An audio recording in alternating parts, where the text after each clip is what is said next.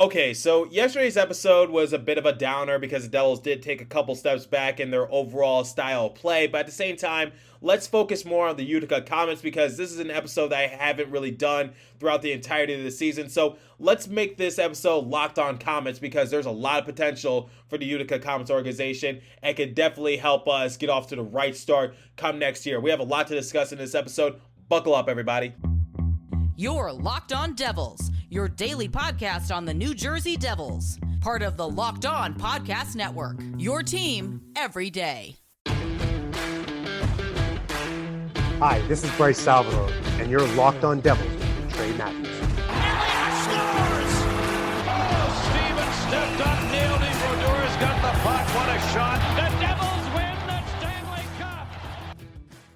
Alrighty now, what is up, New Jersey? Welcome back to the Locked On Devils podcast here on the Locked On Network. I'm your host, Kyle Chaki, play-by-play announcer, and also Devils writer for Pucks and Pitchforks, Trey Matthews. So I pretty much have recovered in terms of watching the New Jersey Devils take a couple steps backwards in last night's matchup versus the Buffalo Sabres. Something that I forgot to mention in the previous episode is that the Devils, in addition to having poor power play execution and sloppy goaltending, is that their second period was also a factor as to why they lost. This has been the norm for them all season: bad goaltending, inconsistent power play, and a second period collapse that they can never recover from. It seems like, there's a lot of other factors that go into a Devils loss, but those are some of the things that I highlight in my game recaps when I'm talking about what went wrong for New Jersey Devils. So like I said, bad goaltending, inconsistent power play, and a second period collapse. Or more recently, as the season has started to wind down, I've been seeing them collapse in the third period, and the Devils just can't seem to recover from, having those bad second or third periods. But like I said, that was then, and let's talk about the future quite literally. In some of my more recent episodes, I talked about the recent success that the Utica Comets have been having as of late, attempting to make a deep playoff run and win the championship and take home the Calder Cup. Well, obviously, I'm not the only one that's looking forward to the possible success that the Devils could be facing come next year, given the talent in Utica. AllAboutTheJersey.com recently released an article in regards to the bright future that the Devils might have given Utica success. So they started off by saying in the article, the Utica Comets began the season going 13-0-0-0 and set a new AHL record in the process. While the team cooled off a bit after the start to the point where they weren't even owning the best record in the league anymore, Utica has still managed a highly successful campaign, with the team clinching the first division title for an affiliate since the 1990s, with a record as of this writing 41-19-8-1 with 91 points and a .659 win percentage. Calling Utica's season a success, especially when compared to New Jersey, might be a bit of an understatement. The good news is that this success happening in the AHL could translate to the NHL in the near future. So, like I've said in more recent episodes, I said that the New Jersey Devils, given how successful Utica has been throughout the entirety of the season, they could be given a good amount of players to choose from, whether it's preseason, training camp, wherever the case might be. They're definitely going to have some options moving forward just to help them, shake up their lineup just a bit, because we've been seeing them bring up a couple of other guys from the Utica Comets. We saw them sent down Nico so that way Dawes can help with their playoff run. But ultimately, I'm really looking forward to what the New Jersey Devils are going to bring to the table come training camp next year, because they're going to have a whole lot of options. So having read the article, I decided to split it up into three parts because I found three key takeaways that I discovered while reading the article, and I wanted to discuss it on my show and give you guys my overall background and opinion as to what the future looks like for the Devils in terms of the overall success that their AHL program is having. So once again, best of luck to Utica as they try to make a deep playoff run. Really looking forward to it, and it definitely can just expedite the process of the Devils taking the next step in their overall rebuild and just trying to once again get back into the playoffs. But that's a long shot from now. But I love watching these young guys just running and gunning and just wheeling and dealing, and just hopefully it can help the Devils in the future and give them more options come training camp next season. So one of the takeaways I want to discuss is Nico having an unsuccessful tenure at the NHL. That was stated in the article, and I'm going to have to disagree with them in that regards. I don't think Nico had an unsuccessful tenure at the NHL. Now, when you look at his numbers first glance, yes, there was nothing impressive. So he appeared in 25 games. He had a record of 10, 11, and 1. He had a goals against average of 3.11 and a save percentage of .893. So at first glance, yes, you could say that Nico wasn't anything impressive, but at the same time, you just got to look at the backstory and you just got to look at the overall narrative. I don't think this season was unsuccessful for Nico Dawes. I just think he was put into a position that he really had no business of being in. And I've said it so many times in my more recent episodes, especially since we sent him back down to Utica. So like I said, I read his numbers, and yes, they were nothing all that impressive, but at the same time, he went from being a third-string goalie to being our consistent starter because he, out of all the bunches of goalies that we had to choose from, he was obviously the best choice because it was either him, Akira Schmid, or Andrew Hammond as of late. And out of all those three goalies, which one are you going to take? You're going to take Nico Dawes. Yes, he made a few moves that just made you want to rip your hair out because it seemed like he was in the right position, but he just couldn't align his blocker or his glove in the right position to make the save. But at the same time, he's still young. He's still trying to improve. And like I said, he was just put into a position that he had no business of being in. And obviously, that's a little uncomfortable for someone his age and his caliber because you go from being in Utica and putting up some pretty solid production to now starting at the NHL consistently. And that's just taking a huge step forward because the NHL is obviously a whole different animal compared to the AHL. So I don't think this season was an unsuccessful one for Nico Dawes. I don't think it was a disappointing one. That's not the right adjectives that I would use to describe it. I just think that we put him into a position that he was just not comfortable in, and it didn't allow him to develop in the right possible way because he went from, being the third string goalie and just trying to learn from like Mackenzie Blackwood or Jonathan Bernier, wherever the case might be. I know the roster was a little different at the beginning of the year because we did have Scott Wedgwood, but you guys get what I'm saying, which was he started off in Utica, then we had to bring him up because we were having goalie issues in terms of injuries. Mackenzie Blackwood got hurt, Jonathan Bernier got hurt, and basically we were in a huge situation that we couldn't seem to climb out of. And ultimately, we had to put our faith in Nico Dawes. At first, it was Akira Schmid. That didn't work out. We tried putting our faith in Scott Wedgwood. That also didn't work out, and we ended up waiving Scott Wedgwood. So ultimately, it was just like, Nico Dawes was obviously the best choice for the position, even if his numbers weren't anything impressive. But moving forward, and I want this to be a positive aspect, Nico Dawes has been doing some amazing work for the Utica Comets. To go along with Akira Schmid, I think both of them were just not ready for the consistent amount of starts that they were given at the NHL level. And I believe just with time and development, they'll get there. And you know what? I can rely on Nico Dawes to maybe be our third string goalie come next year. I don't think he's ready to be the backup quite yet, but he's definitely heading in the right direction. There was a lot of positive aspects to look at Nico Dawes because quite honestly, I had more faith in Nico Dawes than I had with any other goalie that we had to choose from. And at one point, Nico Dawes was starting in 9 or 10 straight games at one point. So it goes to show you that the Devils organization also had a lot of trust in him. So I think that goes a long way. I don't think it was unsuccessful. I just think that he was in a position that he just wasn't really comfortable with. And once he develops in the right direction, once he gets the necessary amount of reps, and once he gets the appropriate amount of reps at the NHL, because he'll get a lot of reps for Utica, but in terms of NHL, he shouldn't be starting all those games at once because obviously he's going to hit a wall and then he's just going to be inconsistent sometimes, and we saw it when we were giving him all those starts. Now, Akira Schmid, that's a whole different animal because he appeared in 6 games. He had a record of 0-4. He had a goals against average of 4.83 and a save percentage of .833. So for Schmid, he was flat out just not ready for the NHL at all. But yet, when you see his numbers for Utica, he was performing fairly well. And he's actually one of the reasons why Utica is in the position that it's currently in. And so the tandem of Schmid and Dawes is definitely successful in Utica right now, but it just doesn't translate to the NHL quite yet. But if we're comparing Dawes and Schmid, Dawes is by far more NHL ready than Akira Schmid, and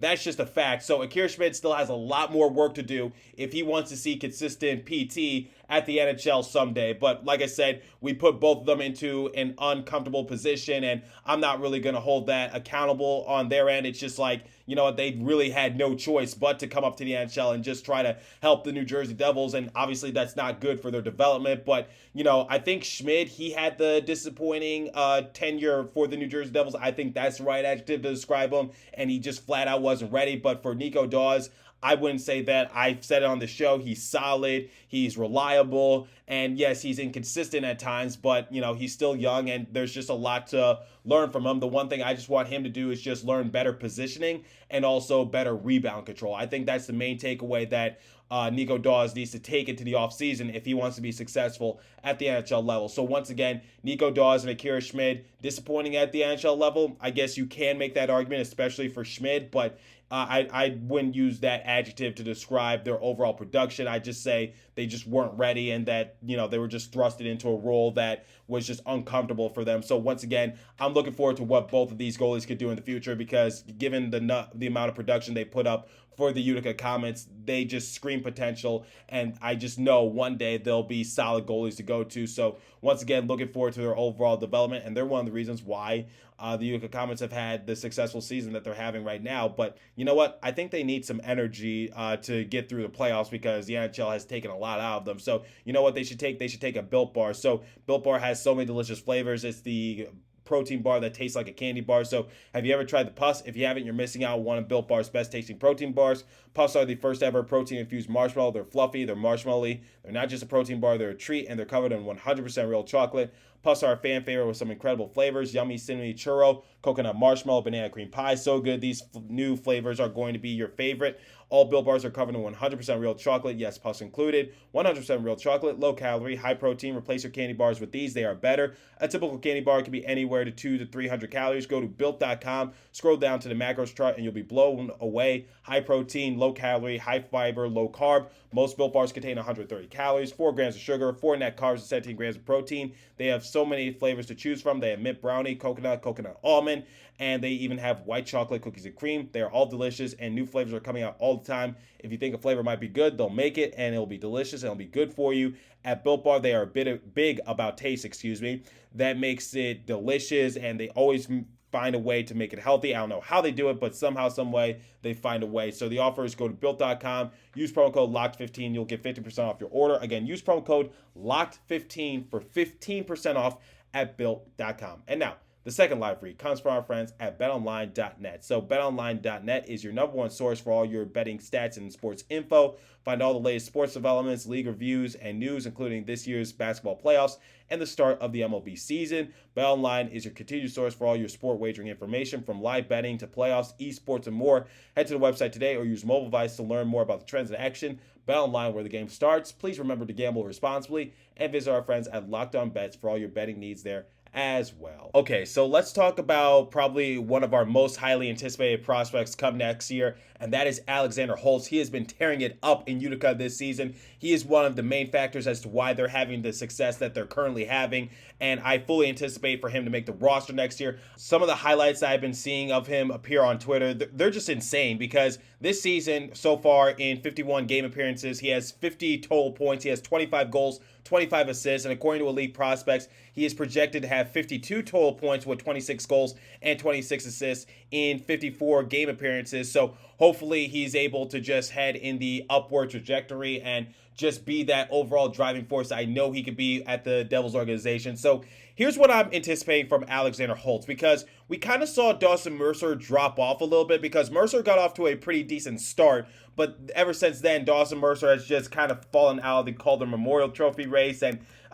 he just wasn't really what he was at the beginning of the year, and that's okay, because like I said about Nico Dawes and his overall situation, sometimes rookies hit a wall, but then who was able to just get Dawson Mercer back on the right track? It was Jack Hughes. But then again, Dawson Mercer, I guess a lot of people are just saying he wasn't really what we anticipated for him to be this season, because in 77 game appearances, he has 16 goals, 25 assists for a grand total of 41 points, and he has a plus minus of -18. And it goes back to that same statement that I said about Andreas Janssen. Sometimes you just forget that he's out there, and the same can be said for Dawson Mercer, because Mercer is just wildly inconsistent, because in his last 5 games, he has produced literally nothing. His plus minus is in the negatives. He has no goals, no assists, no points, and sometimes you just forget that he's out there. And against Seattle Kraken, he saw less than 10 minutes of ice time. So it goes to show you that Dawson Mercer, despite him getting off to that pretty decent start, he has fallen off a little bit, and I don't anticipate the same thing for Alexander Holtz.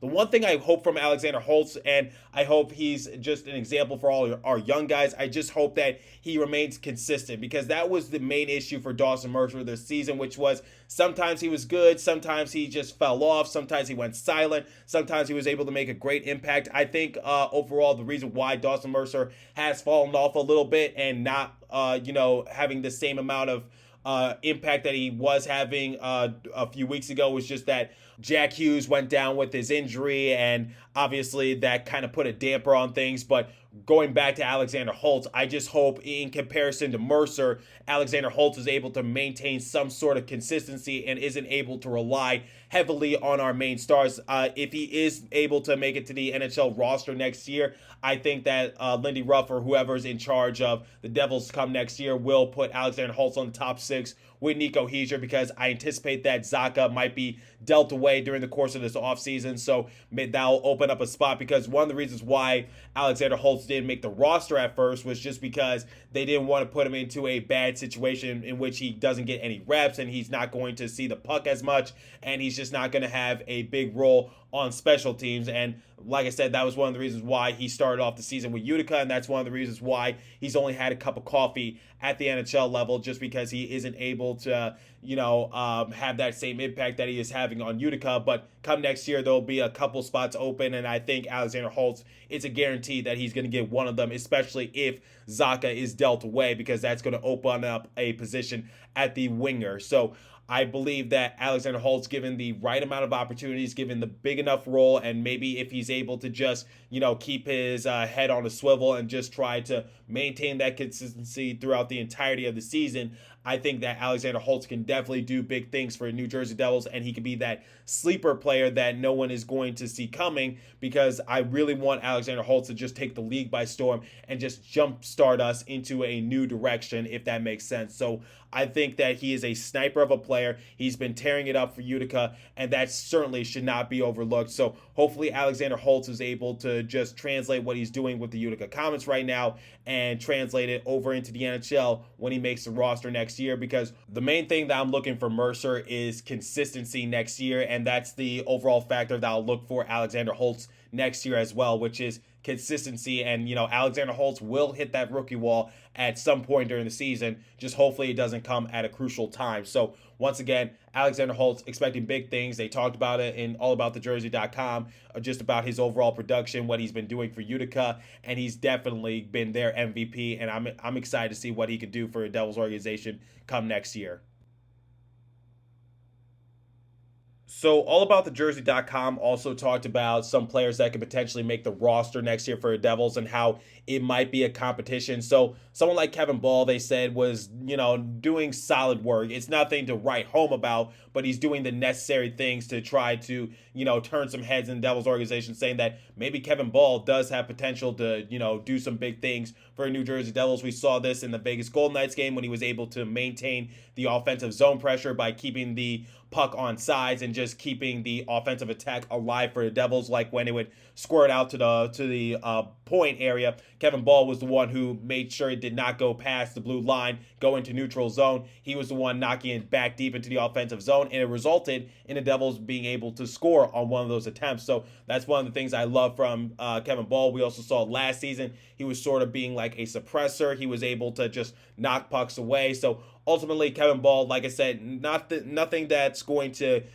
get people all that excited, but it's enough to get people to turn their heads and just say, maybe Kevin Ball does have potential in his upbringing, and maybe he could make the roster next year if he's able to maintain what he's doing at the end of this year, because it's one of the reasons why Jonas Siegenthaler has become one of our most consistent and reliable defensemen, is because Siegenthaler, he does stuff that doesn't really get you all that excited, but at the same time, you're able to acknowledge his overall presence as being the big body for our blue line. He's a shot suppressor. He's able to help maintain our offensive zone pressure. But at the same time, and this is the thing I find most impressive, he doesn't slow down our offensive attack. But obviously his bread and butter is just maintaining the attack on the defensive side of things. So Like I said, Kevin Ball, similar to Jonas Siegenthaler, his production is not something that's going to get you all that excited and get you out of your seat, but it's enough to turn your head and just say, yeah, this kid does have something in him. And then for Nikita Ahotuk, it's just the same sort of circumstance, which is he was able to get his first goal against the Buffalo Sabres. So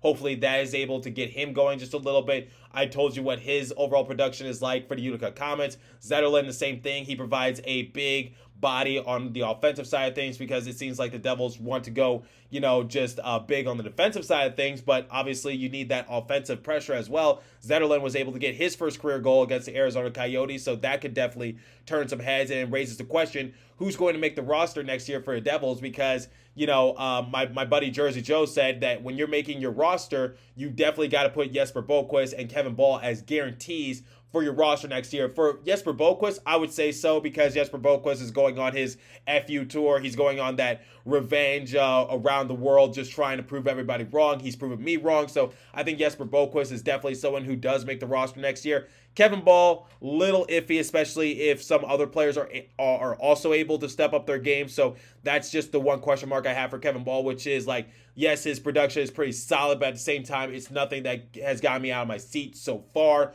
So Kevin Ball, I'm remaining a little conservative in that aspect, but definitely does have a lot of potential. And for Nikita Ahotuk, obviously he had a good first game, but let's see if he can maintain that consistency. So that was something that allaboutthejersey.com also talks about in their article, is that the Devils just have a lot of options to choose from in terms of just like, come next year, come training camp, come the preseason, maybe they'll have more options to try to round out their roster for opening night. So that's another thing that I just want you guys to get more excited for. Yes, this season has been very inconsistent. We've had lackluster goaltending. We've had players just go on ice cold streaks. We've had players go onto the COVID protocol. We've had just inconsistent style play throughout the entirety of the season. And, that poor December really shot us in the foot in terms of just trying to make a legitimate run. But at the same time, we just ran into a few of unforeseeable circumstances, like Jack Hughes getting hurt early on in the season, Dougie Hamilton getting hurt with his facial fracture come January and being sidelined for almost 2 months. So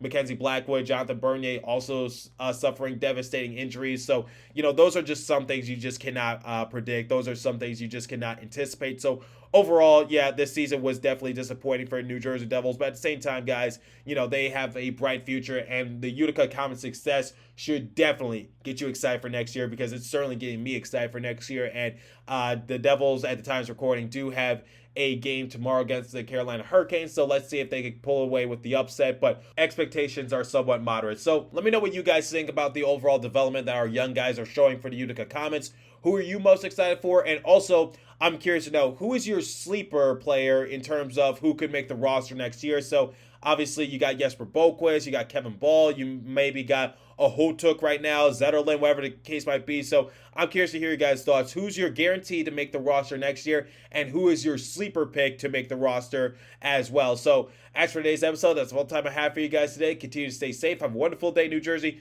Go Devils. Once again, they take on the Carolina Hurricanes at 12:30 p.m. So looking forward to that. And I will catch you guys in the next episode on Tuesday. Thanks for listening, everybody.